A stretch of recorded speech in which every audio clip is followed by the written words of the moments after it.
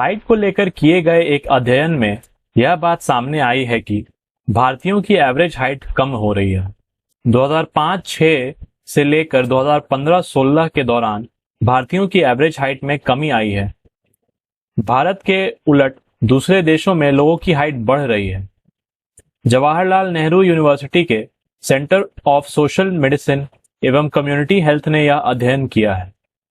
इसके मुताबिक देश में वयस्क महिलाओं और पुरुषों की एवरेज हाइट घटी है। आदिवासी महिलाओं के साथ ही गरीब तबके की महिलाओं की हाइट में भी ज्यादा गिरावट आई है। इस स्टडी में राज्य, जाति, आय और एज ग्रुप के आधार पर महिला पुरुष की हाइट को लेकर आंकड़े जारी किए गए हैं। आइए समझते हैं इस स्टडी के नतीजे क्या कहते हैं।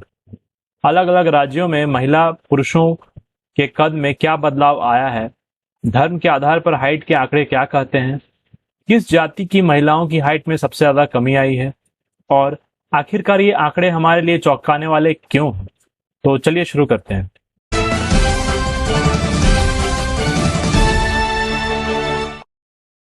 पहले हम ये जानते हैं कि जो स्टडीज की गई हैं उनके नतीजे क्या कहते हैं।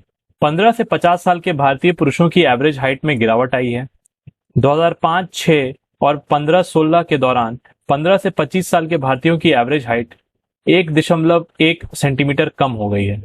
वहीं 26 से 50 साल के पुरुषों की एवरेज हाइट 0.86 सेंटीमीटर कम हो गई है। 15 साल से 25 साल की भारतीय महिलाओं की एवरेज हाइट भी कम हुई है।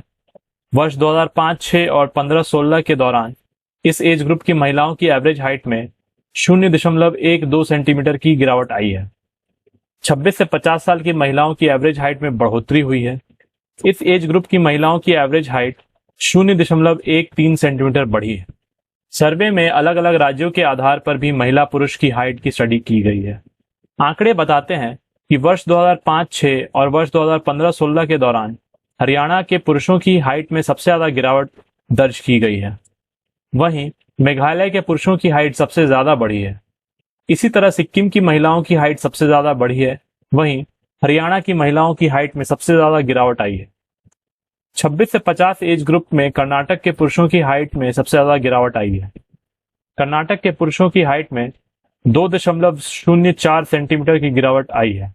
हरियाणा के बाद झारखंड दूसरे नंबर पर है। झारखंड के पुरुषों की हाइट में 2 सेंटीमीटर की कमी आई है।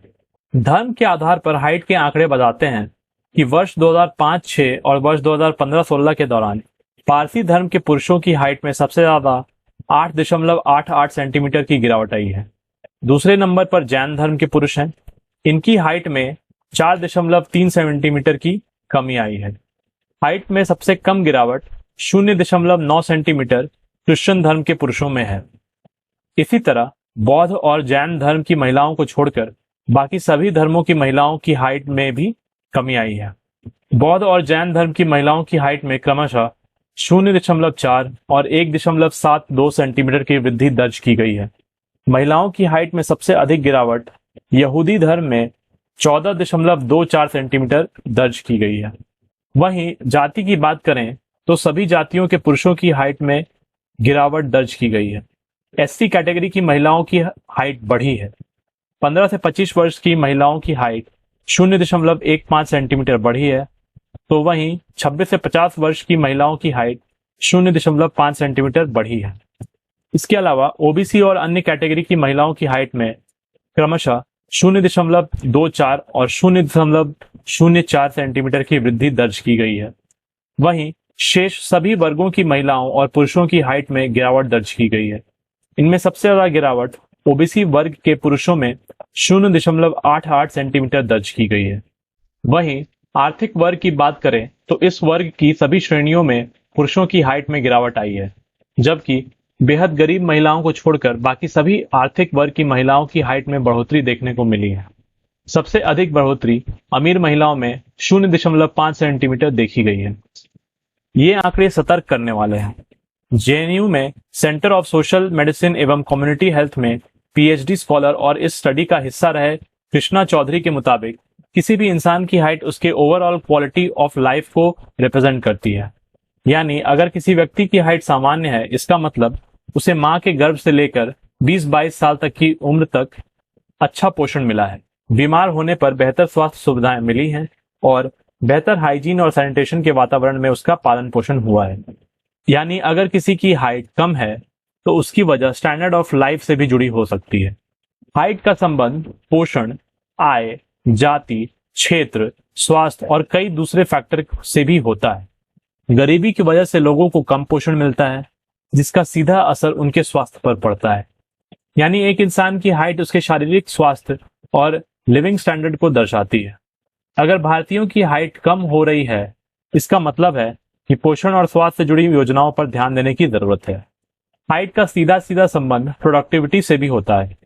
वर्ल्ड बैंक का अनुमान है कि बचपन में किसी भी वजह से बच्चे की हाइट में 1% की गिरावट आगे चलकर इकोनॉमिक प्रोडक्टिविटी में 1.4% का नुकसान कर सकती है। इस स्टडी को जेएनयू में सेंटर ऑफ सोशल मेडिसिन एवं कम्युनिटी हेल्थ से जुड़े प्रोफेसर्स और स्कॉलर्स ने किया है। स्टडी में 1998 से 2015 तक के दौरान किए गए 3 national family and health survey NFHS के डेटा को एनालाइज किया है। इस स्टडी में 15 से 25 और 26 से 50 साल के महिला और पुरुष दोनों के डेटा को अलग अलग पैमाने पर स्टडी किया गया है। इसके अलावा national nutritional monitoring bureau NNBM के डेटा को भी स्टडी किया गया है। आज की वीडियो में बस इतना ही। अगर आपको ये वीडियो पसंद आया हो तो प्लीज इसे लाइक कर दें और हमारे चैनल को सब्सक्राइब करें। तो मिलते हैं फिर अगले वीडियो में, तब तक के लिए धन्यवाद।